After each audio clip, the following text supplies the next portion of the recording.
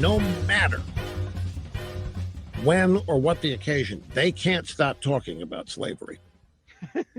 And largely in a context of, hey, you know what? It isn't settled yet. Hey, you know what? We haven't fixed it yet. I mean, that's their starting point.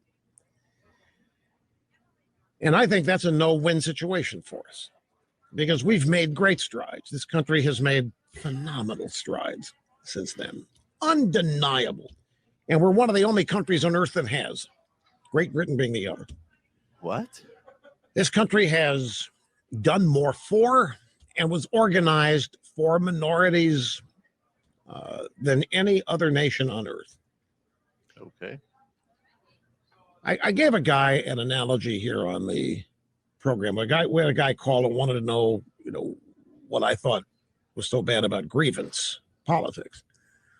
And I made an analogy for him. I said, sir, imagine, are you married? He said, yeah. I said, okay, imagine that your wife has an affair. And it causes all kinds of acrimony. You almost lose your marriage. It's really a rocky period of time. But you and your wife get together and you decide that you're going to forgive her. You're going to look past it for the sake of the marriage and your kids, and you move forward. He said, okay. Now imagine, sir, every argument you have, you continue to remind her that she's to blame for everything because she's the one that had the affair. I said, your relationship doesn't have a prayer if you can't let it go. If all you can do is continue to remind her what you've already forgiven her for, then the days of your relationship are over. May I raise a disturbing aspect of that clip as well, Sam? Yes. In the clip, Rush is saying, as an example, your wife has cheated on you. What you should do is say, I love you, it is okay. We have a word for this behavior. No. It is called being a cuck. All right.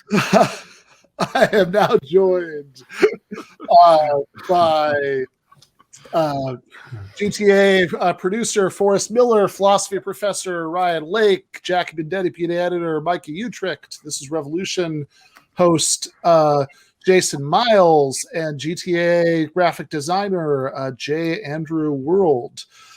So that was, of course, the late and lamented Michael Brooks doing his conservative Mandela impression to comment on the late and at least around here much less lamented Rush Limbaugh.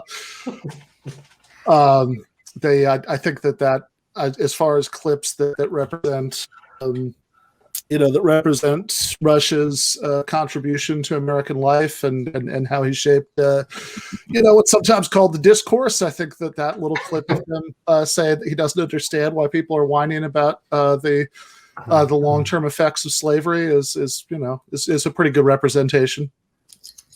Yeah. The other great representation, I think, is there's a bunch of clips of his crusade against the fight against smoking. I think that's a pretty good representation of his politics. He had a long-term goal to try to prove that secondhand smoke doesn't actually cause cancer. Well, no comment on that thing to fight. Well, it's a pretty big tobacco. Like big tobacco is still a pretty big conservative donor. Like Mike Pence has been on the same crusade his entire political career, pretty much too. Fighting secondhand smoke. No, fighting the fight against secondhand. So welcoming secondhand smoke, more secondhand smoke. No, their fight is to say that the tobacco industry is like maligned by scientists. That's like one of their big pet projects. Yeah, well, to be fair, I think I don't know if he officially came around in that. I think Limbaugh did quit smoking in rehab, where he went because of his drug problem. And of course, we all remember when he came back from that, and he came on the air and he did that tearful apology for his decades of support for the war on drugs and explained that he now understands that it's a medical problem that should be treated humanely. Everybody remembers that? Mm-hmm. Okay. Totally. Okay. Yeah. I remember his war. I remember his crusade, war on drugs crusade, which, for me is pretty vivid because it wasn't just him. He also echoed the sentiments of other Black people when it came to the war on drugs and being definitely tough on drug dealers. So, yeah, I definitely remember that, and I also remember his apology because I want to say, was it around the same time as Glenn Beck? As Glenn Beck, what? When he was on his I'm Sorry tour as well. Oh, yeah. Well, there was the brief. So, right, so there was classic conspiratorial gibberish on the chalkboard, Beck, and then there was this brief, weird woke Beck period when he was doing things like going on Samantha Bee to, talk about like how he regretted he added to division. And he wore an ugly Christmas sweater, so you could tell how truly sorry. I remember that. Yeah, he spoke in a very calming way, and then he realized that there wasn't actually a big market for Wokebeck, and then like the Coca-Cola Corporation, he reinstated Beck Classic, which is pretty much where we are now.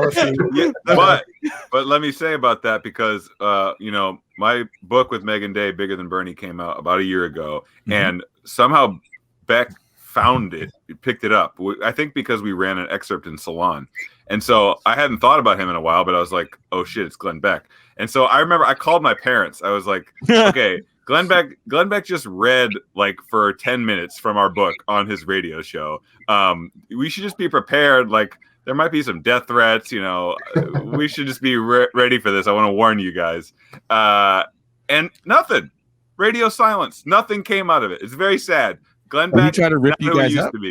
He tried to rip you guys up. He did, but nobody called me, or my parents and threatened us. It's sad. I have to imagine if you're a Beck fan, you get so much of this stuff every day that that's true. Yeah, you find out like you've got to get with a long list of people every day, who are conspiring to, bring about communist revolution and all of that. And you're not really going to feel moved to harass every single one of their families. Like maybe a few. I'm surprised nobody even came at you on Twitter. No one came at you on Twitter, even? Really? That's why I was like, this guy, not what he used to be. He should probably just hang it up. I mean, I can't even get one death threat out of the deal. I'm sure it also would have been different if Bernie had won the nomination, because then people would have been a lot more, hyped up on the whole like, oh, socialism is coming thing, and could have gotten riled up. I feel like with Biden, it's not as much of a thing because he's already been in power, and like you definitely saw like the boomer brained like oh, like communism is coming, it's Biden, like memes or whatever, but it was half-hearted at best. Yeah, so I do want to transition here from all of this conversation about Biden and Rush Limbaugh and Glenn Beck, all these real life political figures, to this enough real politics. I want to talk about this fun action movie with this completely unrealistic fantasy about poverty, corporate power, and police privatization. I mean, to really make the connection explicit, this movie, if anything, it portrays Rush Limbaugh's utopia.